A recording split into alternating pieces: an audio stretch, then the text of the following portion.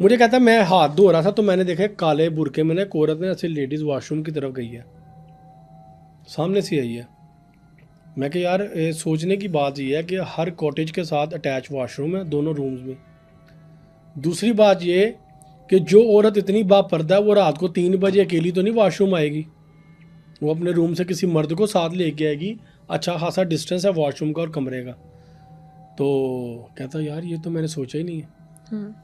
अच्छा कहता मैं जब वापस आया हूँ ना, तो वापस आने के बाद मैं कितनी देर ये कैंप के बाहर भी खड़े होकर मोबाइल यूज़ करता रहा हूँ, तो वो लड़की वापस नहीं गई अभी तक। कोई आधा पौना घंटा हो गया मुझे वॉशरूम से आए हुए, अभी तक वहाँ से कोई निकल के नहीं आया। मैं कहा वो लड़की नहीं थी, वो कोई चुड़ैल थी। शुक्र है तुम डैम। उसके पीछे नहीं चले गए।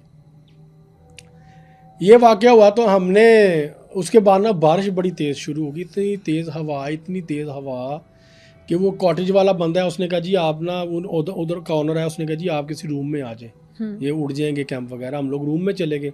हमने फिर सुबह होने तक का इंतज़ार किया। फिर सुबह 5 बजे हम लोग वहाँ से, जैसी रोशनी हुई है हम लोग वहाँ से निकल आए थे। डर नहीं लगता आप लोगों को जब कोई ऐसी मखलूकात के बारे में सुनते हैं? जो बंदा इस रूटीन में होता है ना कि उसकी प्रैक्टिसेस हो ऐसी मखलूक़ात से बात करने की या मारने की, ऐसी एंटिटीज़ उस पर इतनी जल्दी हमला नहीं करती। मैं अपने साथ में एक बेरी की लकड़ी की ना एक तस्वीर रखता होता हूँ। बेरी की अफादियत यह है कि बेरी अर्श का पौधा है। जब कोई यहाँ पे मुसलमानों में एक कल्चर है कि जब कोई शख्स मर जाता है, मर्द हो या औरत हो, बच्चा बूढ़ा बुजुर्ग कोई भी हो, तो उसको बेरी के जो पत्ते होते हैं ना उसको पानी में डिप करके उस पानी से गुस्ल दिया जाता है।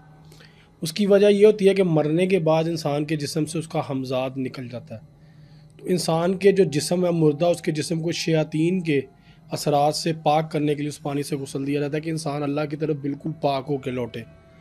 हमारे यहाँ पे जादू के और जिन्नात जिसके ऊपर हावी हो, पोजेशन का कोई केस हो, उसके अंदर भी बेरी के पत्तों के पानी का इस्तेमाल किया जाता है, लेकिन वो बॉयल करके, वो हम्म। ब्राउन सा पानी होता है मेहंदी से रंग का,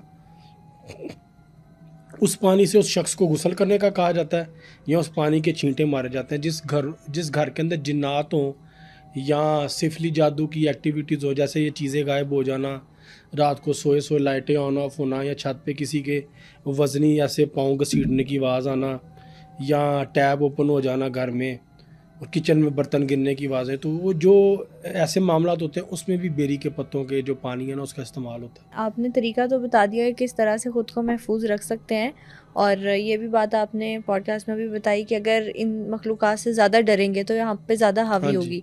लेकिन आपने कभी कोई ऐसी मखलूक़ात या एंटिटी से डील किया है जिसमें वाकई बहुत ज़्यादा डर लग रहा हो, हिसार के बावजूद भी? मेरी ना एक रिलेटिव थी, उनसे हमारी नाराज़गी थी कि